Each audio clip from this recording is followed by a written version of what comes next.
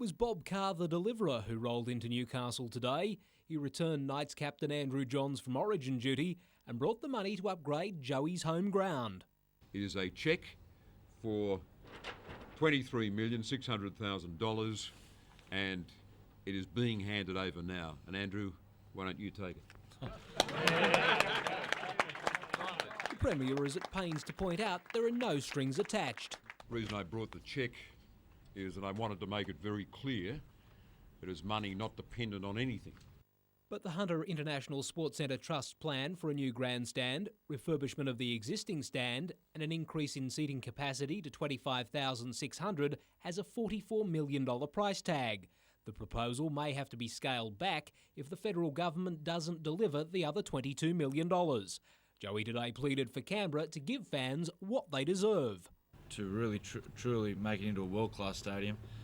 And as I said, I think the people of Hunter and Newcastle deserve it. But once again, thank you very much, Bob. The Energy Australia Stadium upgrade has also been a talking point today in Canberra. Patterson MP Bob Baldwin raising it this afternoon with the Prime Minister's office. Premier Carr says he's keenly awaiting the Commonwealth's decision. They made a commitment and they should do it. On whether the state government will make up the difference, Bob Carr was emphatic. No, I mean, we've made our commitment as we promised. Gary Blair, NBN News.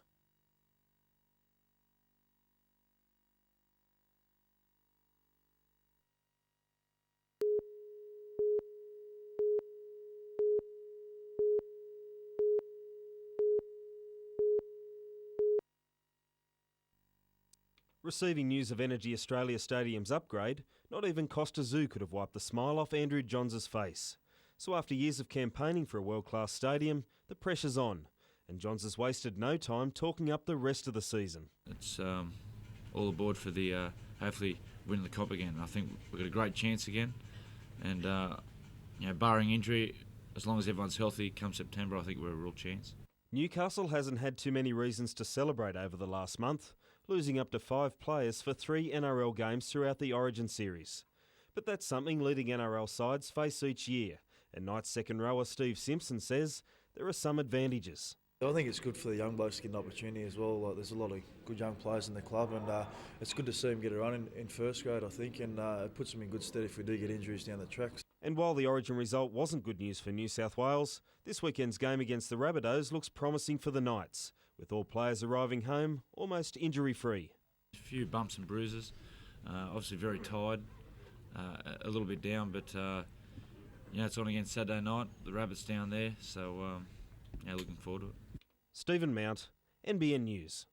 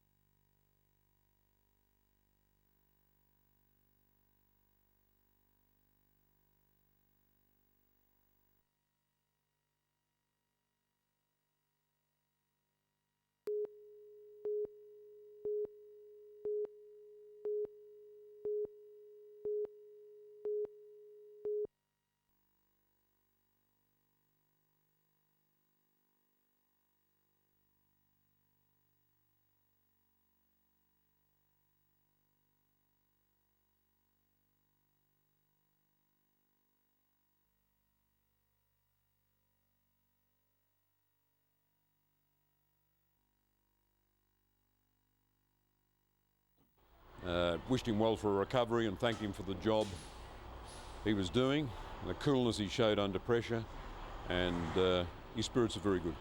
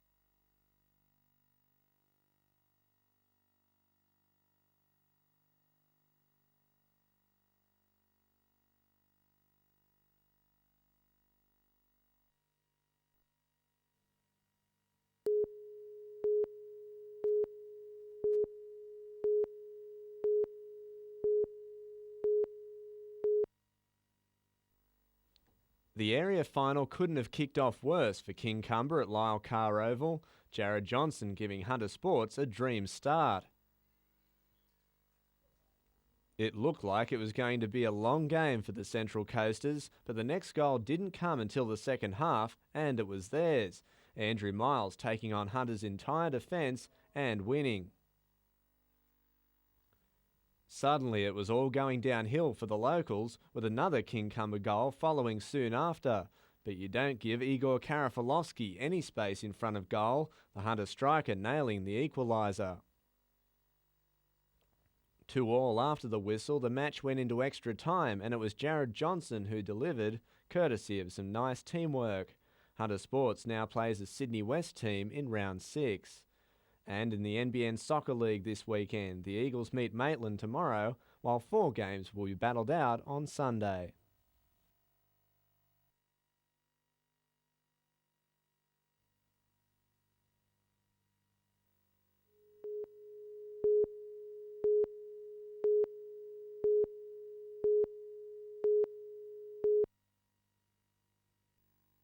For more than 2 decades, the families of the 3 girls have been haunted by their mysterious disappearance. A coronial inquest today could offer no explanation as to who was responsible for the murders of 20-year-old Leanne Goodall, 18-year-old Robin Hickey and 14-year-old Amanda Robinson. We haven't got answers. We maybe never get answers. We've just got to keep on hoping. The state coroner found convicted backpacker murderer Ivan Milat's involvement cannot be discounted, especially in the case of Leanne Goodall. 4 recommendations were handed down, including that an audit be carried out into old missing person cases and that more resources be added to homicide and other crime agencies. As part of his findings, the state coroner John Abernathy said the lack of accountability in the investigations is a matter of grave concern. He said he can only hope there are no further matters lingering in other police stations in New South Wales. Barrister for the families, Robert Kavanagh, said the police of that era have a lot to answer for. The families also outraged. They're a disgrace. They should be ashamed of themselves. But an unexpected apology was offered today. That we nonetheless apologise sincerely to the families and friends of each of the young ladies, the subject of the inquest. While the inquest failed to resolve all matters, the families say they found some relief from its recommendations. That I just hope it does help other people and they do come forward and get things moving, because it just sits in a file somewhere and things don't get done and they're waiting and wondering. They're exactly the same as we have been. Lyndall Derrick, NBN News.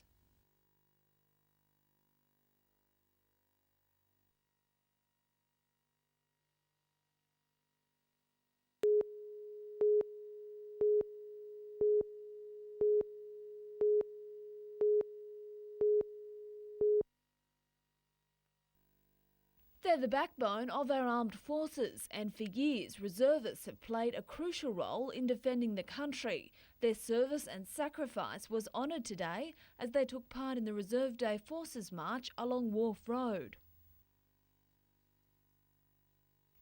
Taking the salute was General Peter Gratian, a former chief of the Defence Force. The day was also a chance to remember the history of reservists.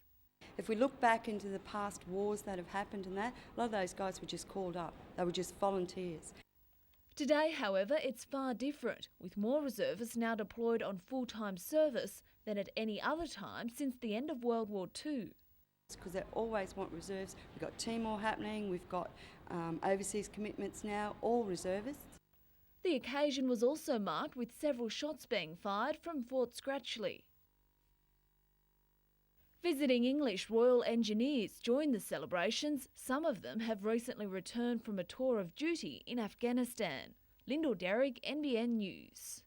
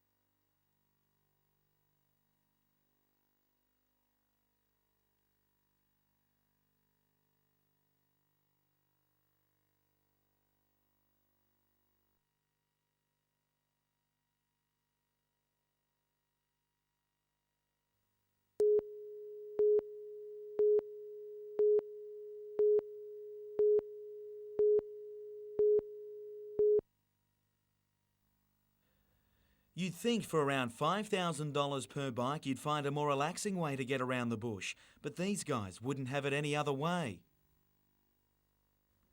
More than 115 riders across 14 divisions snaked their way around the testing Killingsworth track today in pursuit of the state crown. Number one ranked for the state series, Matt Fleming set the early pace, but had Australian representative Craig Gordon hot on his heels.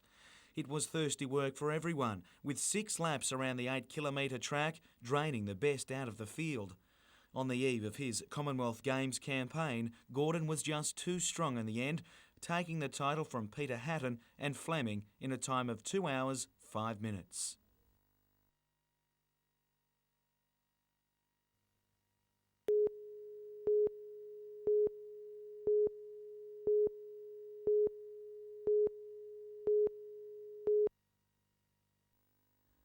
The Butcher Boys came into the match on the back of 5 straight wins, but it was the Rosellas who carved up in the first half. Former West winger Brett Cullen welcomed back by Wayne March, who stole the show for the first points. Hooker Ryan Dagwell's great season just continues to roll along, the state resident rake crossing for West's second.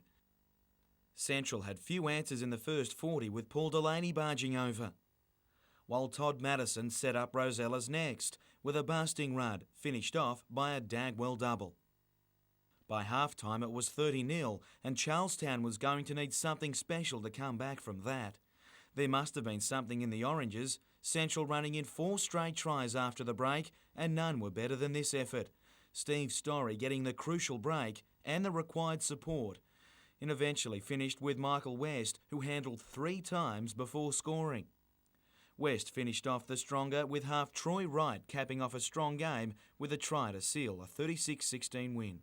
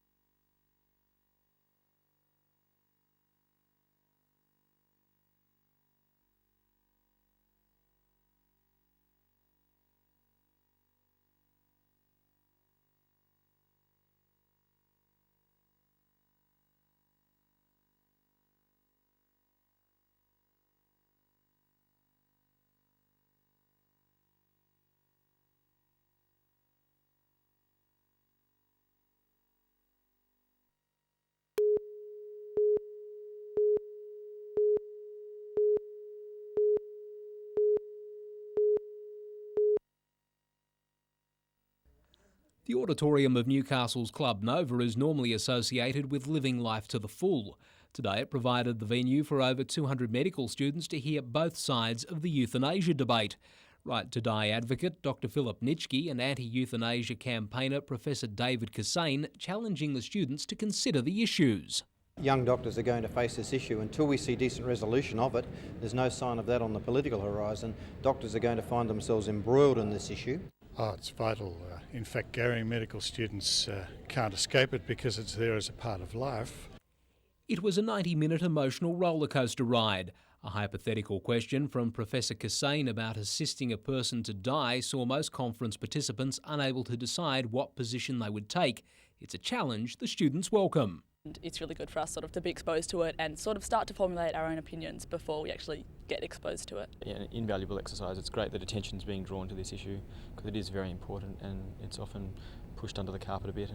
Professor Kassane encouraged the students to work on their relationship with palliative care patients. That the doctor accompanies the person, supports them through the journey, really helps them to come to terms with their acceptance of their life coming to a close. While Dr Nitschke maintains euthanasia legislation is still needed.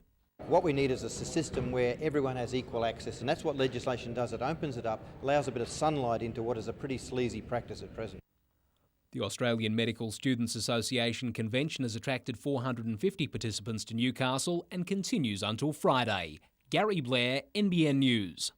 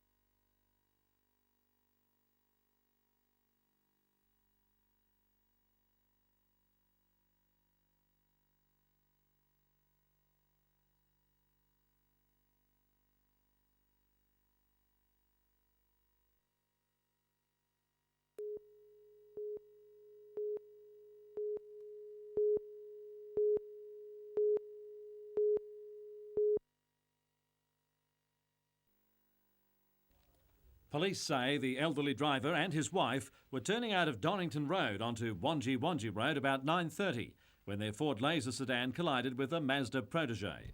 A Toyota Corolla then slammed into the wreckage. The elderly Butterbar man died at the scene while his wife was taken to hospital with a chest injury. The 4 occupants of the other cars escaped injury.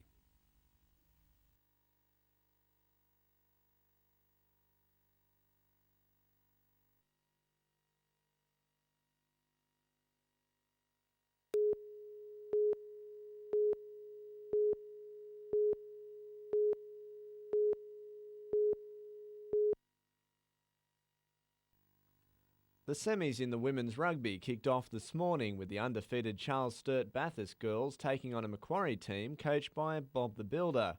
Bathurst did a demolition job to make tomorrow's final, but there was still plenty of talent on show and perhaps a little too much of a touch judge. Danger was the only thing people were exposing themselves to in the second semi between Newcastle and UTS, with hometown support helping the hosts book their berth in the final. The purple uniform of the Cumberland campus of the Uni of New South Wales has proved eye-catching this games, and was no less so in the touch football. The various teams filling the harness racing track infield wrapped up their quarters and semis today. And the Australian Catholic University side has added new meaning to the term team effort in the baseball. Having been down a player most of the tournament, the men in red today qualified for the final, thanks to a last innings win over Bathurst. They'll meet fellow giant killers Newcastle in tomorrow's decider. Colin Baldwin, NBN News.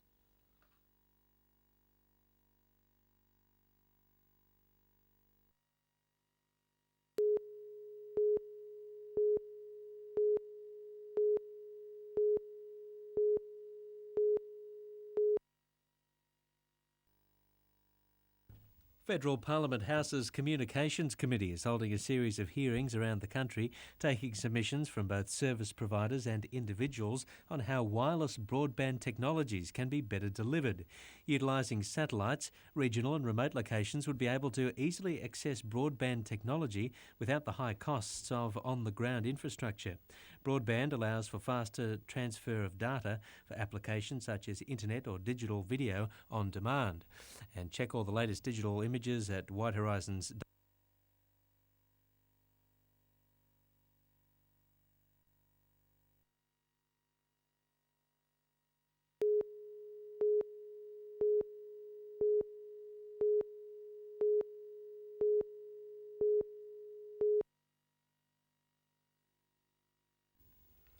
In all, 11 patients developed wound infections, prompting the 9-day suspension of cardiac surgery and an investigation. Despite this, no direct cause has been found. A number of different organisms were found to be involved in this cluster of infections, which in a way makes things more difficult because it's less likely then that you'll find one breakdown in systems where that's the obvious cause. A number of different recommendations have now been made in an attempt to prevent it from happening again, including admitting patients on the same day as surgery. In all other surgical specialties, there's been shown to be a reduction in wound infections in people who are admitted on the day of surgery. It's a little more complicated to do that for cardiac surgical patients, but it is possible, and we're planning to fast-track that process. As an added precaution, an independent review will also be held. We've engaged a cardiothoracic surgeon and infectious diseases microbiologist, both from Sydney hospitals, from different hospitals who've had experience in this matter. They've already reviewed the process that we've undertaken, and they're actually visiting the hospital next week. Tanya Carlisle, NBN News.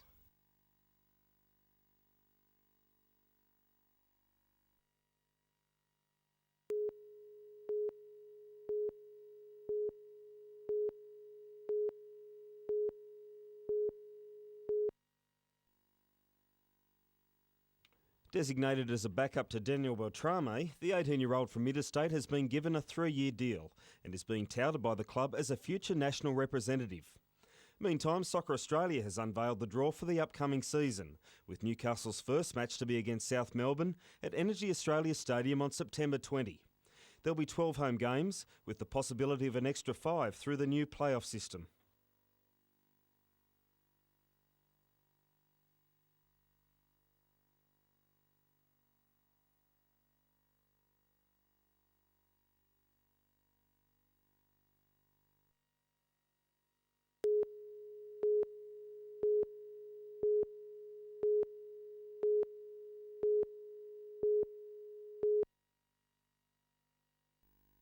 to remove what police say is a highly explosive device. Around 3:30 this afternoon, emergency services were called to inspect a suspicious object at a house in James Patterson Street, evacuating the area soon after. Police say the device was made from military material recently stolen from the Williamtown RAAF base. A man has been taken into custody and is assisting police with their inquiries. It's expected people will be able to return to their homes around 7:30 tonight.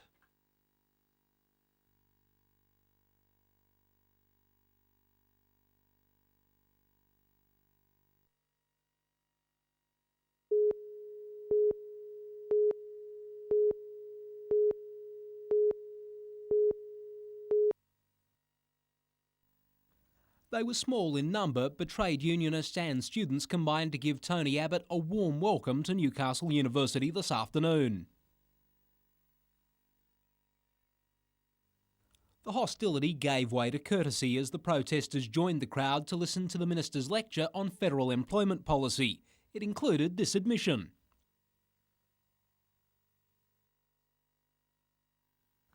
But he believes the region can turn its fortunes around. The Hunter region has a strong economic base. It is less and less a declining heavy industrial base and more a high-tech sunrise industry base. Newcastle MP Sharon Grierson was left fuming, arguing strategic policy is needed to address the Hunters' problems. While Tony Abbott had his opinions on Hunter unemployment and how to address it, he wouldn't be drawn on the settlement of one of his portfolio's high-profile disputes, the long-running battle between Hunter Valley coal miners and Coal and Allied. Good luck to the workers who have been the beneficiaries of this settlement, and if Rio thinks that that's in the best interests of the company, well, who am I to argue with that? Gary Blair, NBN News.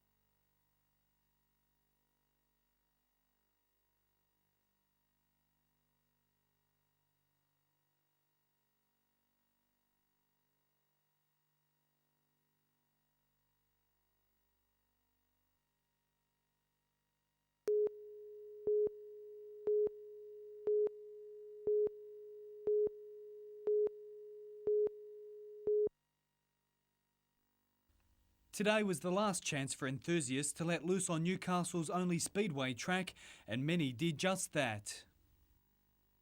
The Tomago Speedway has been sold, and the fans were also allowed to contribute to the closing of an era. I just thought it was a good opportunity to hire the track for the day and just go from there and just let everyone enjoy themselves. As a mark of respect, the drivers, all 85 of them, took to the track at the same time for a final salute. But after tonight, they know their roaring engines won't be heard here again. It's a very sad day for me. We actually got married here 2 years ago. That was our wedding anniversary last Monday. And instead of celebrating, we commiserated the closure of the track. It is sad because you've got nothing left. That's it. Cullen Robinson, NBN News.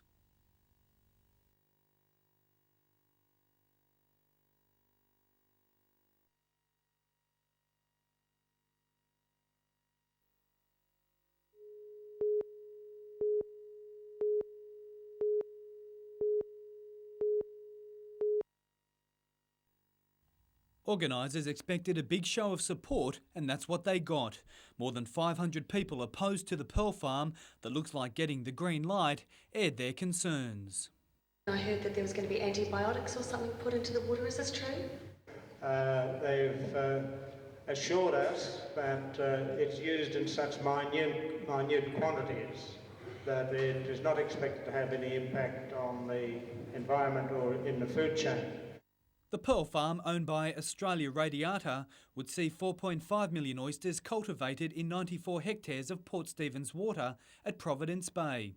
Among the other fears are the prospect of the area being off limits to locals and the danger submerged longlines may pose to migrating whales like this southern right, currently enjoying winter in the bay.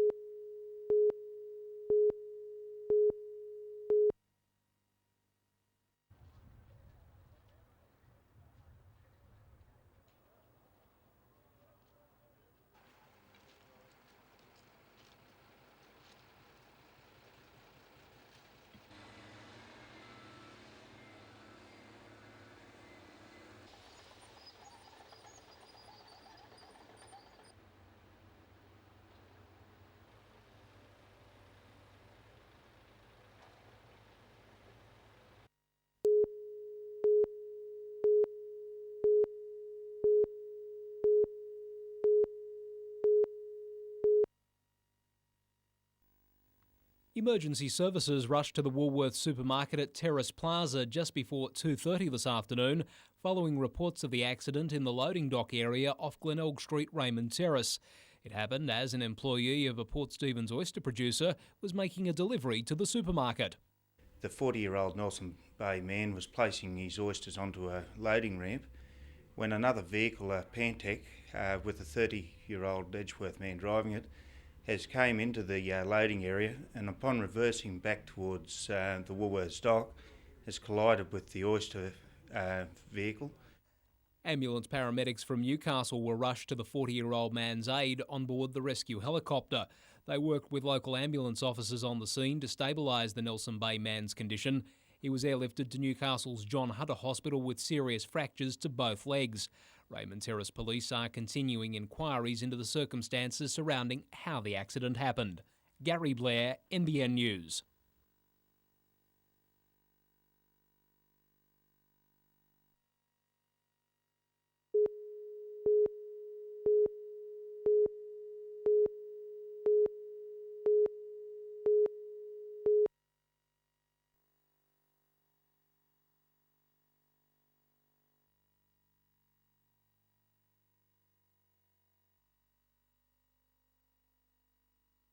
The club does have serious concerns with the proposed extensions to the club's range and will be making a formal submission to council in respect of the development application.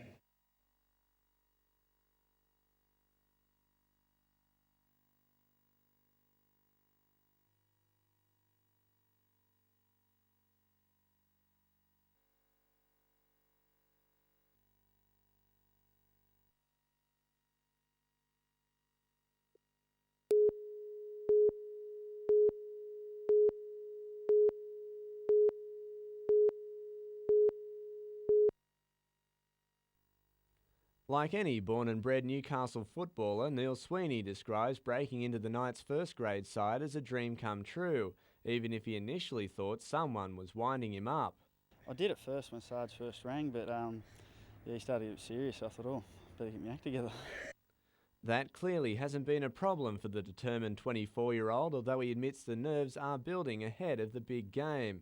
It's only Sweeney's second year with the Knights after playing in First Division for Manly and doing plenty of damage in the local ranks with Macquarie. While the number 2 might not be his favoured jersey, he's sure it'll fit just the same.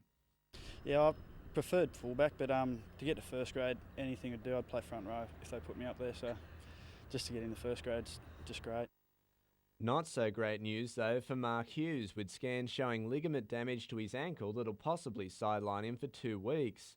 Anthony Quinn's likely to move into the centres this Sunday with John Morris, Justin Ryder and Josh Smith all considered options on the wing. Colin Baldwin, NBN News.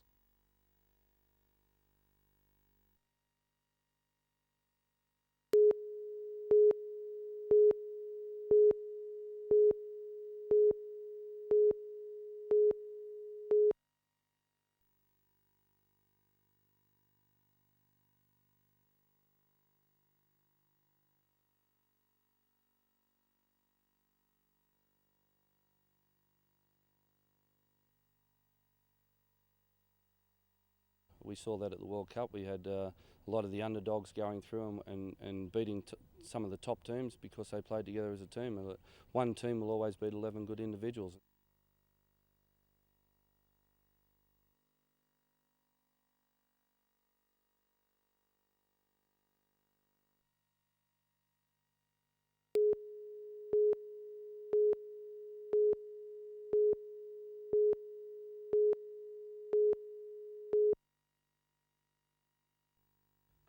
Two of Australian women basketball's most experienced players were in Newcastle for the launch of the Opals World Challenge.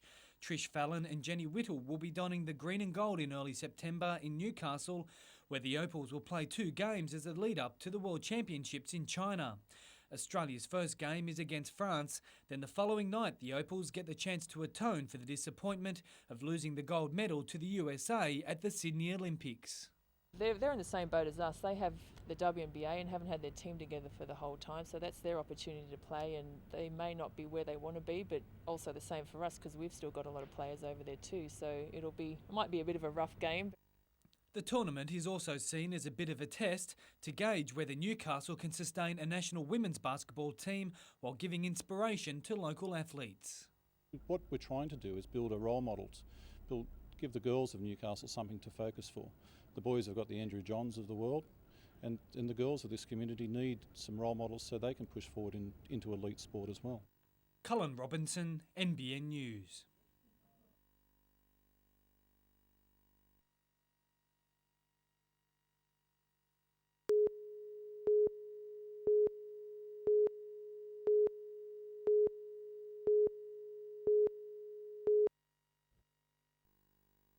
While most of the team attended the weight session this afternoon, 2 notable absentees were Robbie O'Davis and Matt Gidley.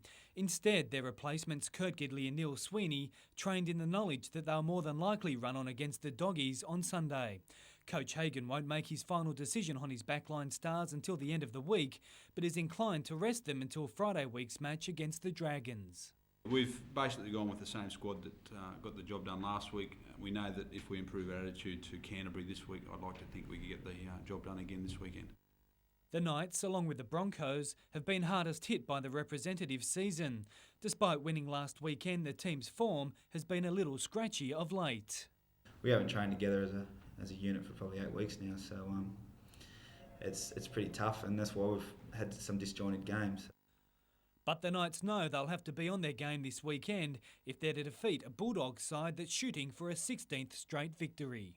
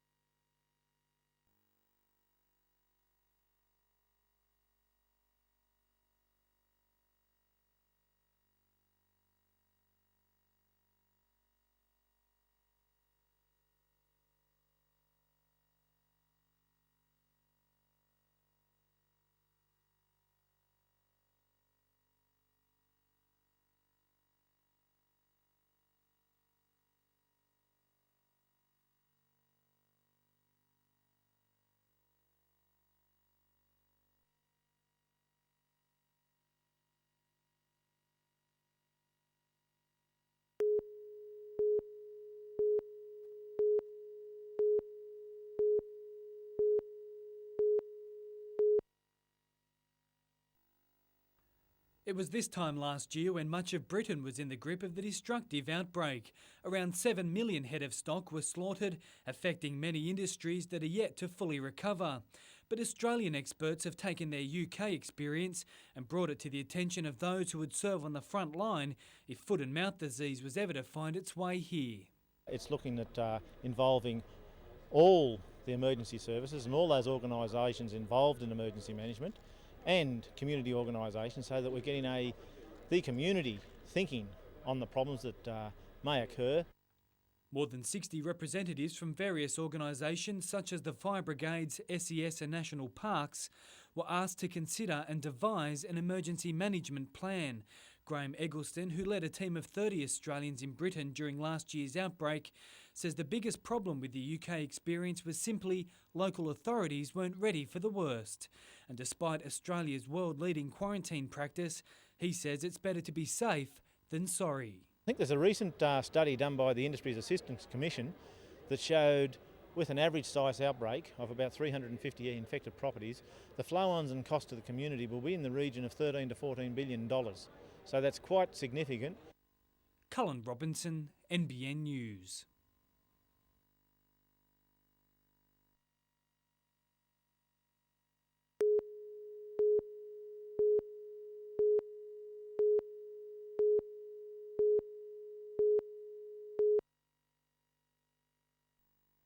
It's become one of the most controversial issues in Port Stephens over recent years.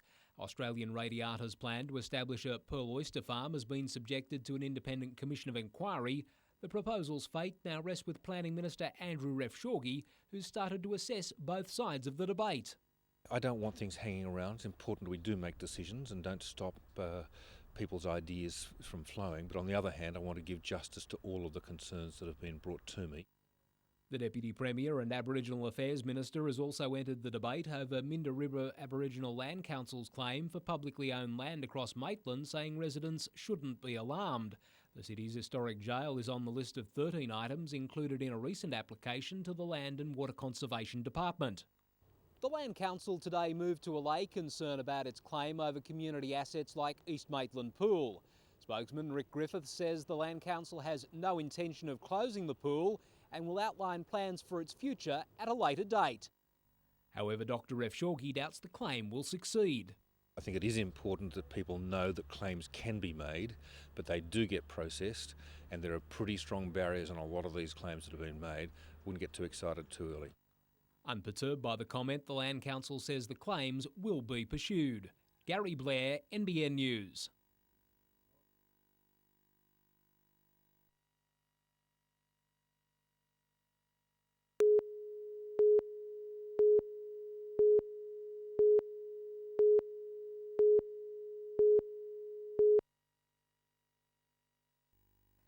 Adamstown Heights is among the suburbs to fall victim to what police believe is an organised gang of young men targeting homes. Fernley Loop hardest hit with 8 homes raided in just one night. Police say the thieves have faced little resistance. People are still leaving windows and doors unlocked even though they might be closed, but they're leaving them unlocked and allowing easy access for burglars. The gang has timed their raids for late night or early morning, and they've cut a swathe through Merriweather, Hamilton to Adamstown Heights during the past 3 weeks. Jewellery, cash and compact discs have been stolen, prompting this warning.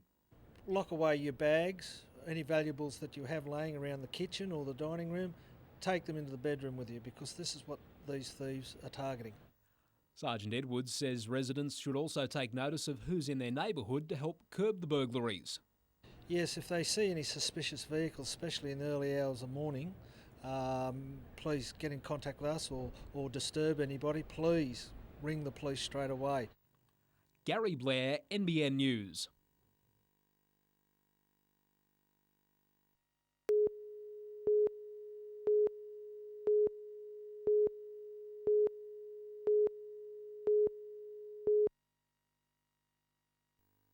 A 180 people suffering from cataracts in the Upper Hunter travelled to major centres like Newcastle for surgery last year.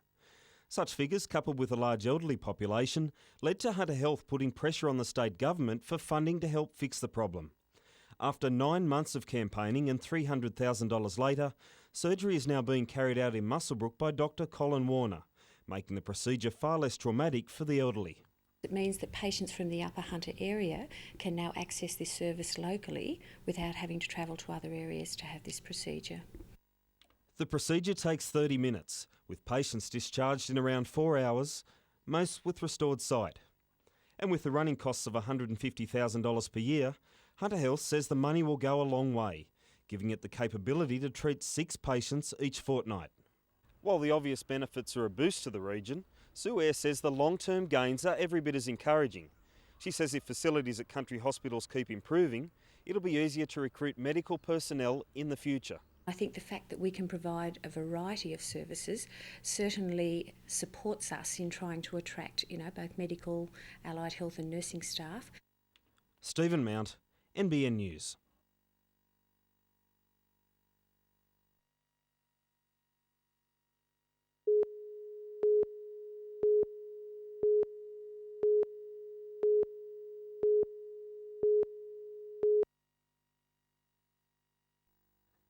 The Cockatoos flew the coop for Perth yesterday following last weekend's semi-final thrashing of Queensland country and have wasted no time in WA. The squad trained hard this morning with only minor changes expected to the starting lineup, which includes several Hunter players. The decider kicks off at 4 o'clock Eastern Time tomorrow afternoon. There's no shortage of rugby action in Newcastle tomorrow either, with Merewether Carlton and Nelson Bay needing wins in the battle for fourth, while New Hawthorn Cup holders Singleton face a tough defence against the top-placed Hamilton. Adamstown and the Roosters kick off round 16 in the NBN Soccer League tomorrow, with some big matches on Sunday, including a third v first clash between Cessnock and Edgeworth. And while there's some lopsided-looking battles in Newcastle Rugby League this weekend, Macquarie, Curry, South and Maitland could cause some real headaches for their opponents, who are all vying for top places on the ladder. Colin Baldwin, NBN News.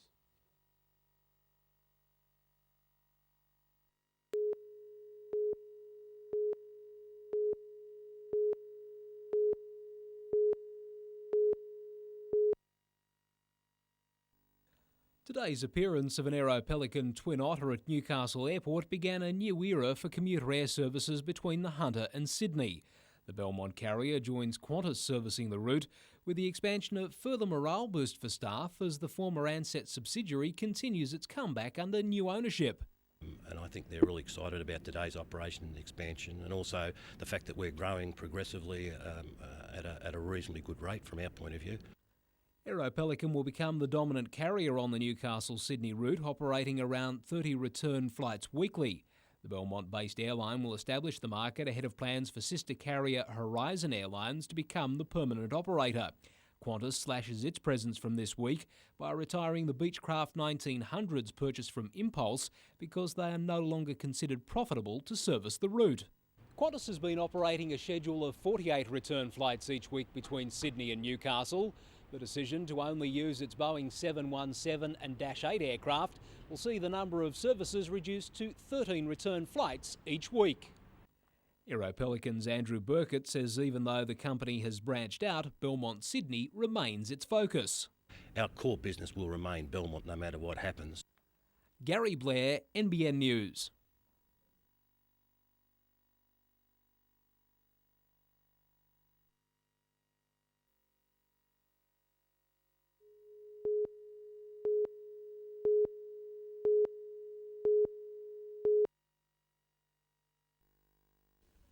Stuart Michael McGettigan faced Raymond Terrace Local Court today on a total of 11 offences.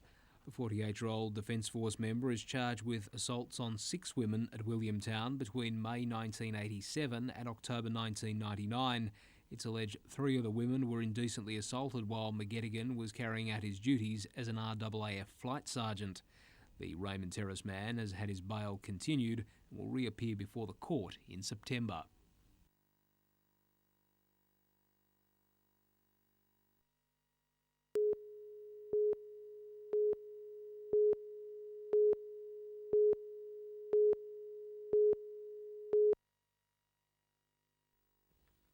Trailing 1-0 early, Gosford had plenty of chances but couldn't capitalise. University stand-in keeper Andrew Porter certainly not proving second-rate. At the other end, it was winger Tim Johnson calling all the shots, with 2 in quick succession to take Uni to 3-0 at half-time. His 4 goals the eventual difference in the team's 6-2 win. It leaves Uni looking a little healthier on the table, with South and Phoenix North still comfortably in front. On the ice, meanwhile, the North Stars couldn't match Canberra in the National League at the weekend. The absence of 3 defenders due to injury didn't help Newcastle on what's always a hard road trip. While marathon swimmer Shelley Clark didn't have ice to contend with at her latest World Cup event in Canada, the Gosford-turned-Newcastle-based athlete managed to win the 32-kilometre race in the chilly Lake St John. She'll now try to follow it up at this weekend's round in Quebec. And Anne-Marie Putney has claimed one of the few 10-pin bowling titles that's eluded her, winning the New South Wales Open crown in Sydney at the weekend. She's now preparing for the upcoming Commonwealth titles in Scotland. Fellow Newcastle bowler Amanda Bradley finished third. Colin Baldwin, NBN News.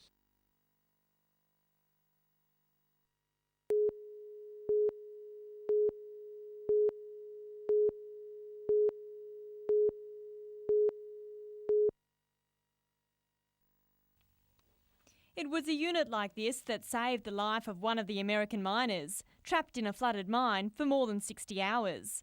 The coal miner was suffering from the bends, a common result of diving accidents where nitrogen bubbles form in the blood.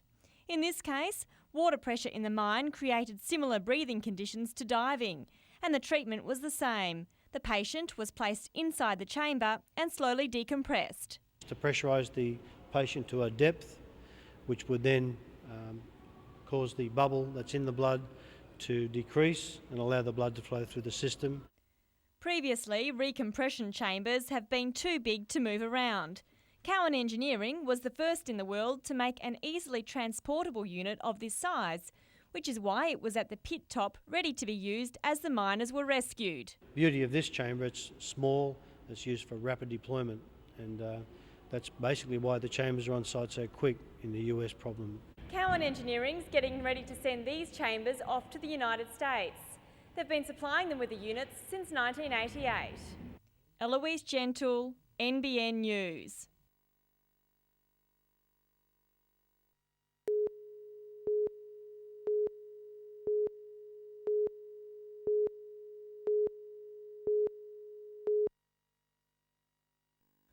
Newcastle has been selected for the trial on the basis of NRMA Insurance home burglary claims.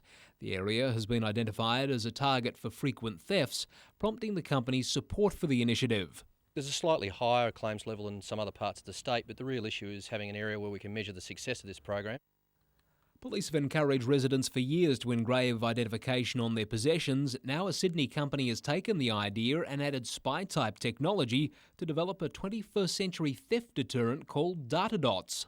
Personalise the data dot with now the licence number of the individual laser etched onto 500 data dots and make those available to each household. Mayfield woman Elaine Morton is the first to have her household goods and personal possessions marked. Previously, she didn't worry. That changed when she became a victim of crime earlier this year. No, only with your licence number, which they can rub off anyway, but these data dots are very hard to find. Newcastle Police can detect the data dots and they welcome the trial. Again, a strategy that's been supported for a long time, and we're very excited about this particular form of identification. It's something new. The police overall will be looking forward to seeing how the strategy works. Gary Blair, NBN News.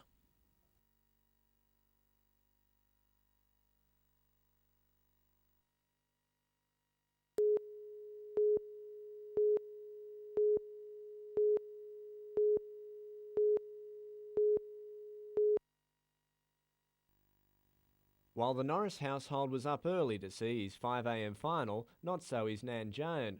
But believe it or not, she was glad she got the race time wrong. If I had have been watching it, I would have been standing in the kitchen. I'm too nervous. Thankfully, she made it through the replay okay, while across town an RSL sub-branch dinner turned into the Justin Norris Appreciation Society, thanks in no small part to the presence of his grandmother Pat.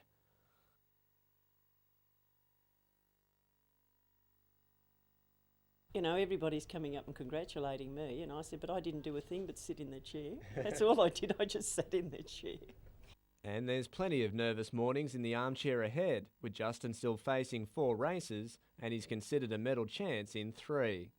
Justin likes to be the underdog, and we'll just have to wait and see. I know he likes that bit of mystery. To the track, and Eliza Stankovic also attracted plenty of praise in the qualifiers for the 800 metre wheelchair final. The Newcastle athlete splitting two of the sport's greats to set the second fastest time and smash a previous personal best. Meanwhile, Madawi's Jackie Munro has made the final of the 100 metre hurdles, qualifying 7th in only her first Commonwealth Games.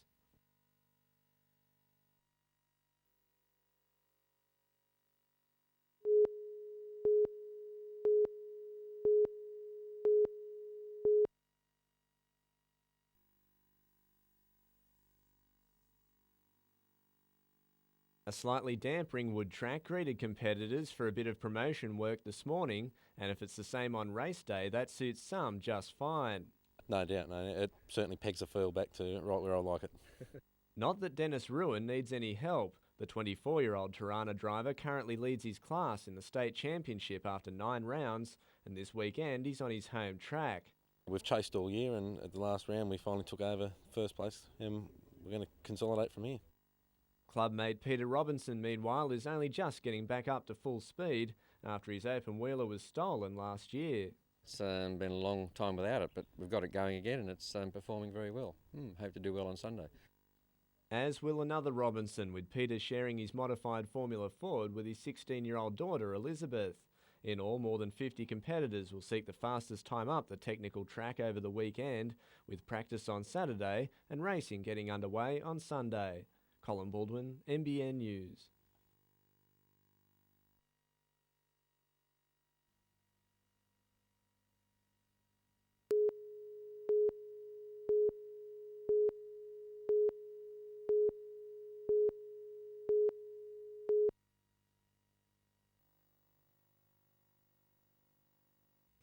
This is a taste of the Stalker Theatre's bold and unique entertainment. The company's latest extravaganza, Incognita, is yet to be seen, but it will embrace the same aerial choreography. In the show we've got dance, one of the guys does some tightrope walking, we've got bungee, we've got 2 rope acts, which are a bit like, if you know circus at all, they're it's like the cordelice or the web, so they do lots of climbing and falling along this rope. The Sydney company today launched the show at Newcastle Civic Theatre. An 11-metre high set will be erected at Wheeler Place. The first trial performances will be held there from September 10th to the 14th before a nationwide tour. We're inviting interested community groups from schools, universities, people that are interested in drama, performing arts Newcastle, to participate in the rehearsal process and to learn how they put these kinds of shows together. Meantime, stars of the new musical Shout took to the streets of Newcastle this week to promote the rock and roll show. Former Belmont lad Kurt Snedden on the right, set to entertain a home crowd at Newcastle's Entertainment Centre on November the 9th. Vanessa Trezise, NBN News.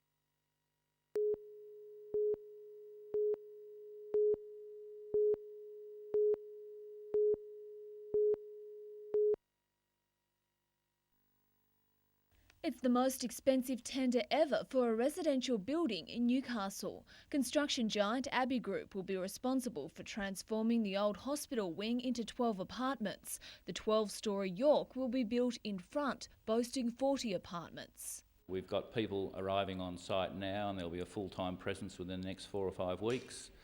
Around 120 people are needed for construction. Abbey Group says the work will mainly go to locals. And because of its heritage listing, the majority of the hospital wing's exterior will remain the same, but some improvements will be necessary. There's quite a lot of modification around the balconies and window areas there, so there's a bit of change to be done there.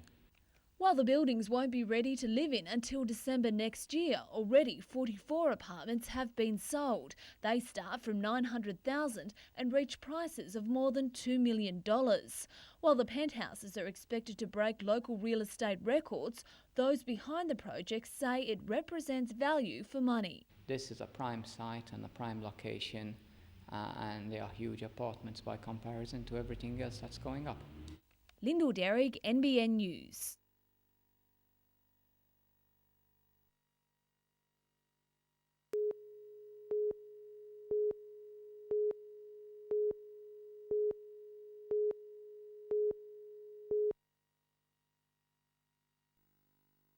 Last weekend's record loss to the Sharks didn't stop at the full-time siren. Despite losing the game, the Knights also lost centre Mark Hughes for at least the remainder of the season, with his injury more serious than at first expected. I had an arthroscope and I think that went well and they cleared a bit of the knee out, and I've just got to wait for the swelling and that to go down on that, and once that happens I'll look at getting the major operation done. The major operation being a full knee reconstruction, capping off a disappointing year for the centre. Yeah, I suppose I can just forget this year and start again next year. It started well for me, but it's been one thing after the other. Back home at Curry, Hughes is lapping up the sort of attention that only parents can give, because as he points out, he wouldn't be getting any sympathy from flatmate Danny Badiris. I couldn't rely on Danny to look after me at home, so I've come home, Mum and Dad are looking after me, and there's a few less steps here so I can get around a bit easier. Jokes aside, Hughes will spend the rest of the year looking on from the grandstand, while remaining hopeful he'll be back for the start of next season. We'd be just guessing at the moment. We've got to see how the knee goes, but we're hopeful maybe the start of next season, but I haven't really spoke in depth to the doctors about that yet. And still no word on the return of injured second rower Ben Kennedy for this weekend's clash against the Eagles. A decision is expected tomorrow. Stephen Mount, NBN News.